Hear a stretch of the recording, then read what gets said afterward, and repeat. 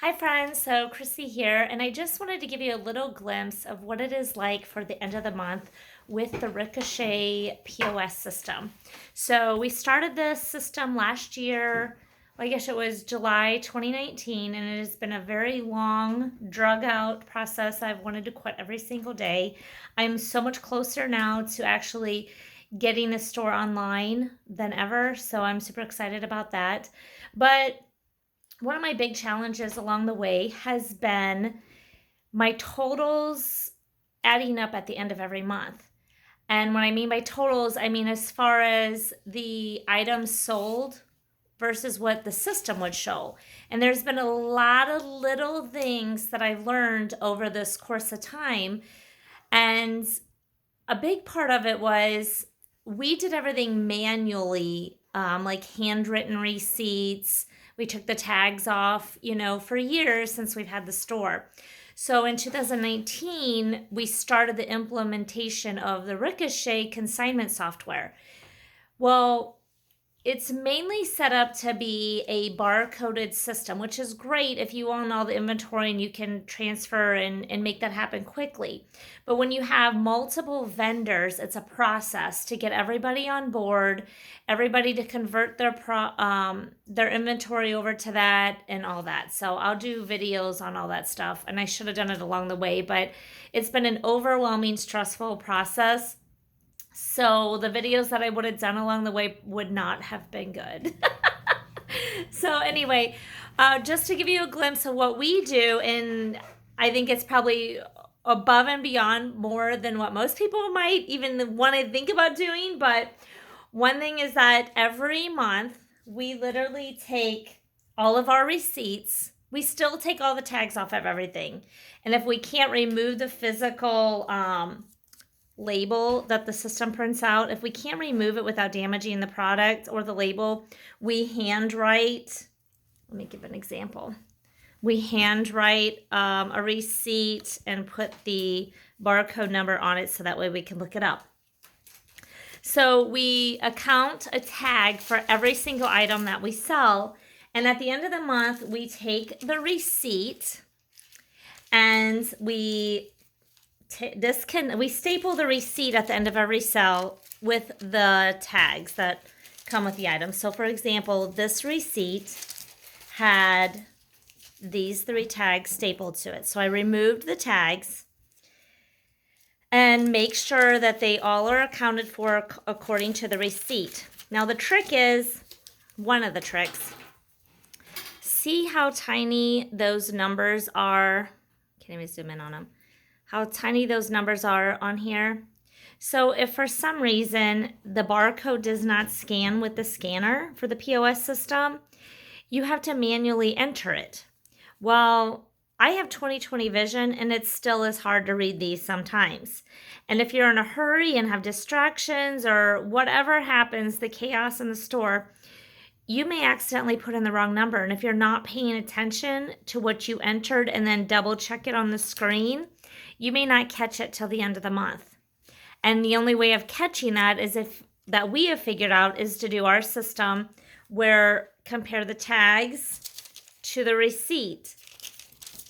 The bad thing is when you have the receipt and you have the tag, there's no way of knowing who this belongs to unless you go into the Ricochet main back office and you click on the product tag note, and then you enter this item in or scan it to find out. What I would like for Ricochet to do is on the POS screen when you enter this item or scan the barcode, that it would show on the POS screen the dealer. So that way I could write it on the back of the tag immediately. I know why Ricochet doesn't do that, because most of their people don't do this extensive manual process. But when you're in the conversion of trying to go from manual to this, it would be a step that would definitely help us. So every month since July 2019, we have done this. And I wanted to quit every single end of the month because this is a horrific, long enduring process. It's like days long. And sometimes if I don't have days for whatever reason, I will do a marathon and stay up for pretty much 2 days straight. So it's awful. And my husband can attest to that right there. Oh, yeah. He's sitting there helping me do this, and he does every month because this is such a miserable process. But we basically, besides comparing the tags to the receipt, we then go to the computer, because we don't know who this is at the time of the POS and you don't have time to pull it up each and every time. We have to go to the computer, and you'll see my little, let me get it here. This is my current little stash of tags that I need to go enter into the computer, each individual number to see who they belong to. Then we put the initial of the dealer, because we know all of our dealers by name. We put the initial on it. And then we make little piles of all their tags. And the reason we do this is we add up all these little piles per dealer, and then we compare them to the report that Ricochet allows us to print out to make sure that the items numbers match the report. If we didn't do this, it'd be very hard to catch where the discrepancies are if a dealer would come up to us and say, hey, this item's missing and I didn't get paid for it. Because I just literally had this happen on a transaction. A receipt showed, it was a small item, thank goodness. It was an $8 item, a t-shirt. And the number was a 0 on the barcode. It was a 00R0A2. Well, I guess since it didn't scan, we manually entered it in and entered in 01 and the rest of the number. So that one little glitch changed it. So then in turn, it changes the entire item. So the wrong dealer would have got paid the wrong amount for something that really is there, but I don't know if you're following all that, but it would be a huge mess. So once we would pay the dealers, there'd be essentially no way of figuring out who has the discrepancy and what items are gone and what items are not. Just like I just said, this $8 t-shirt left the building, but I manually entered in a $3.50, I don't know, blue vase, I think it said. And when you're busy, you just don't catch those little things. So the blue vase is still in the building. It's still in the dealer's booth, but it would now have shown up as sold because of a manual entry data problem. So, and if you have a big store on a massive scale, I mean, you could have huge problems every month. So this is just one thing that we do. It's a step above and beyond, which I know Ricochet, when I've told them, about doing this, I don't think they can wrap their head around the process.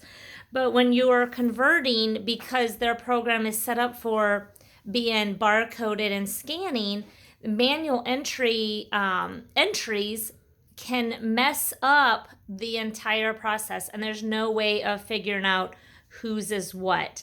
So I just wish that there would be something better as far as that goes when you're manually entering, that the vendors would, their barcode or their number or their ID, something would pop up on the POS to at least let us recognize, who it belonged to. That'd be one thing that would definitely help. I want to add something. Okay, my husband wants to add something. So some people may be thinking, well, when you're checking somebody out, why don't you just look this up as you're checking them out and then just write the dealer initials on the back of it?